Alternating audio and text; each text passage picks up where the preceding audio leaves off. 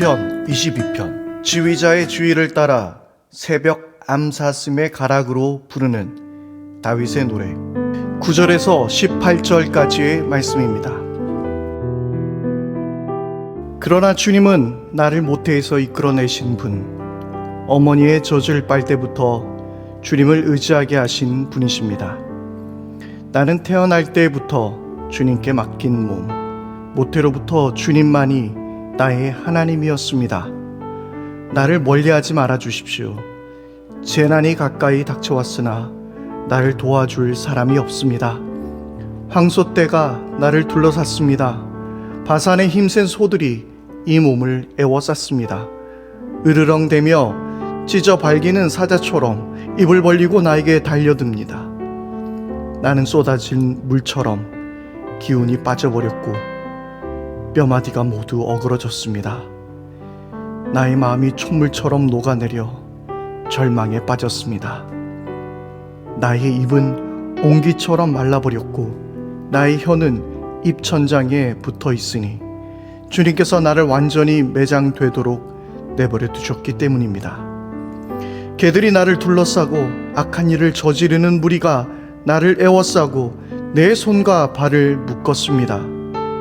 뼈마디 하나하나가 다 셀 수 있을 만큼 앙상하게 드러났으며 원수들도 나를 보고 즐거워합니다. 나의 겉옷을 원수들이 나누어 가지고 나의 속옷도 제비를 뽑아서 나누어 가집니다. 그러나 나의 주님, 멀리하지 말아 주십시오. 나의 힘이신 주님, 어서 빨리 나를 도와 주십시오.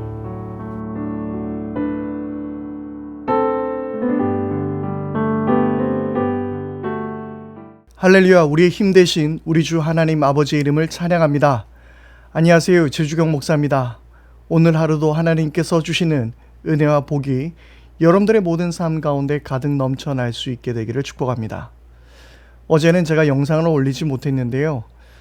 다음부터는 그런 일이 없도록 저도 주의를 기울이고요. 또 여러분들께서도 이 새벽 묵상, 시편 묵상 시간에 함께 마음을 모아주시고 또 많은 분들 함께 말씀을 묵상하고 기도할 수 있는 그런 은혜의 시간이 될 수 있었으면 좋겠습니다. 기도하는 시간이 우리의 삶의 가장 중요한 시간, 그리고 말씀을 읽는 시간이 복된 시간이라는 것을 우리가 깨닫게 된다면 이 유튜브를 통해 전하는 메시지의 중요성도, 그리고 함께하고 있는 여러분들의 그 시간의 중요성도 우리가 다 같이 함께 기억하게 될 때에 이 시간은 더욱더 우리에게 복된 시간으로 다가올 수 있으리라 생각됩니다. 오늘 말씀에 읽어보면 정말 다윗이 지독한 고난과 어려움 가운데 빠져 있는 것 같습니다. 오늘 말씀에 보니까 거의 자기 자신을 처형당하고 있는 자의 수준으로 지금 이야기하고 있는데요. 그런데 한번 그런 생각을 해볼 수 있을 것 같습니다. 다윗의 삶 가운데, 특별히 다윗의 그 역사가 기록되어 있는 사무엘 상하의 말씀들을 우리가 보고 있으면 과연 다윗이 언제 이런 고통을 겪었을까라는 의문이 조금 들기는 합니다.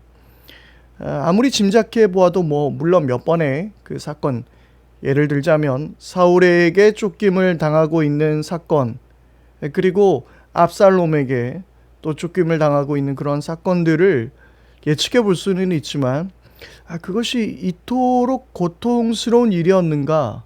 정말 다윗이 이렇게 완전히 포위당하고 마치 포로가 되어서 사형장에 이끌려가는 것처럼 그런 고통을 다윗이 겪었을까라는 생각을 해보게 되는데 잘 모르겠습니다. 과연 언제적에 다윗이 이런 고백을 하고 있는지는 제가 잘 모르겠습니다만은, 그러나 우리가 추측해 볼 수 있는 것은 정말 자신의 상황이 매우 어렵고 힘든 시기라는 것은 우리가 알 수 있습니다. 그러니까 자신의 고통을 은유적으로 좀 더 과장되게 좀 표현하지 않았을까라는 그런 생각을 또 해보게 됩니다.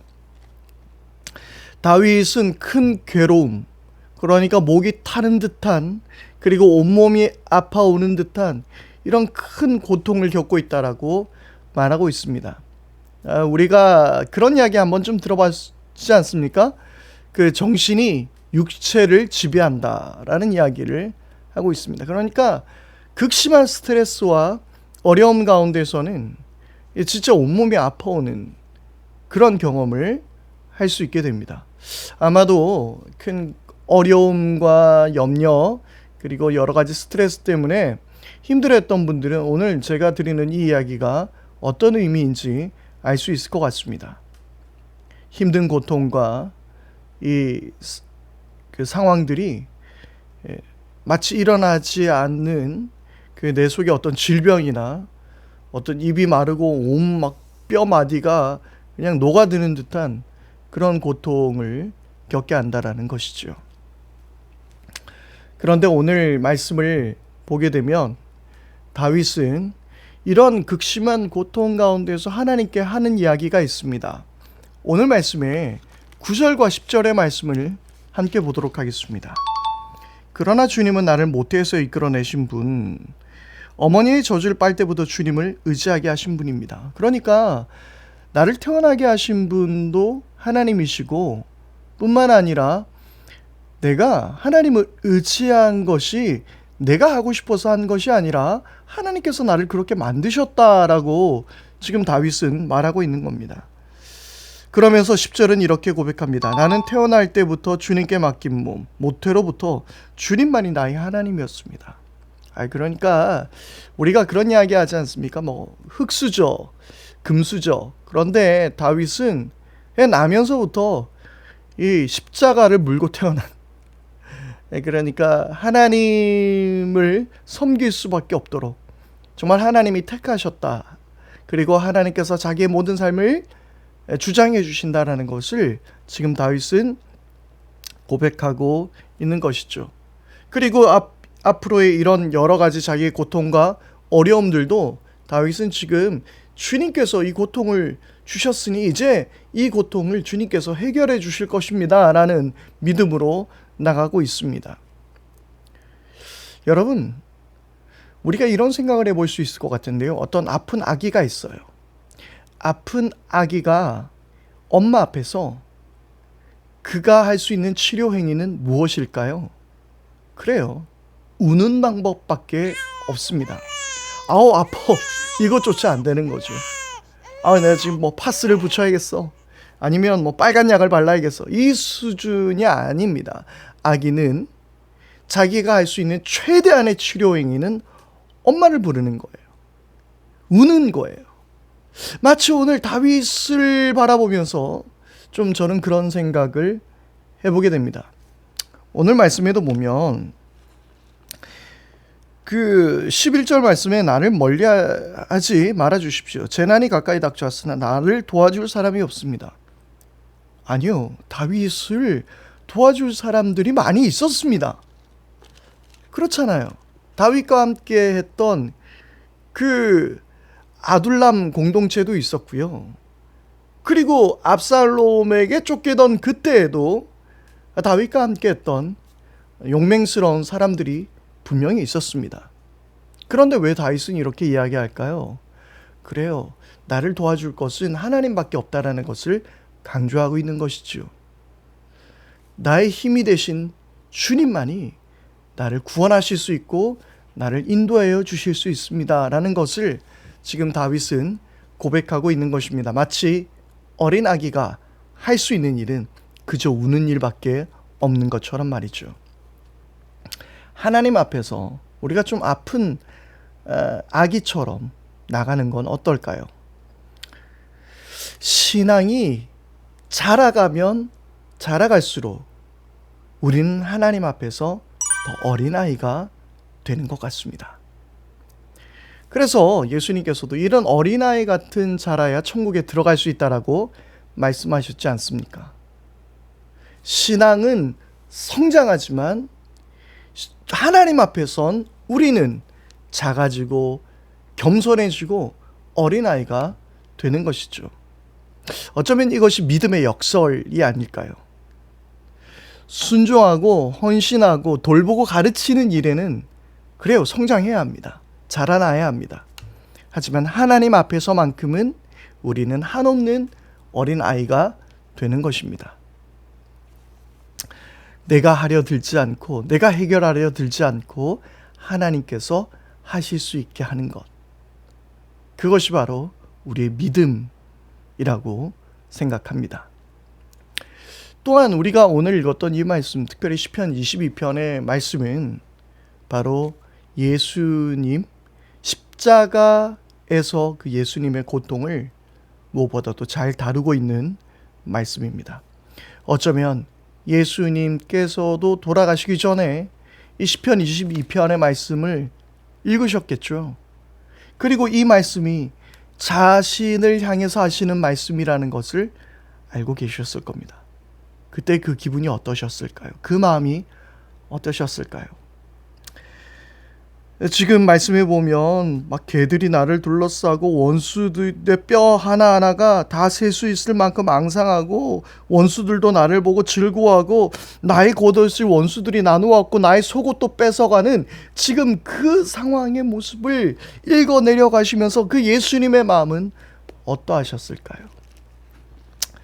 바로 예수님은 그런 고통을 아셨지만 우리를 사랑하셔서 그 십자가를 짊어지고 가셨습니다. 하나님께서는 다윗을 통해서 그리스도의 고난을 바로 이 말씀을 통해서 보여주셨고, 예수님은 이 말씀을 통하여서 자신에게 하신 그 하나님의 그 예언을 보게 되었고, 그리고 그 말씀 앞에 아멘으로 순종하며 이 잔을 내게서 옮겨주십시오라는 극심한 인간의 고뇌와 고통도 있었지만 그런 하나님 말씀 앞에 순종하며 나가셨습니다.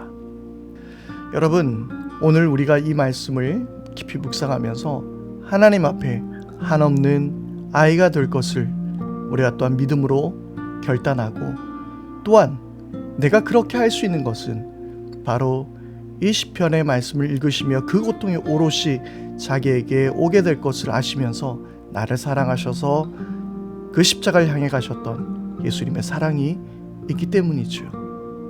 오늘 그 믿음으로 살아갈 수 있는 여러분 모두가 될 수 있게 되기를 바랍니다.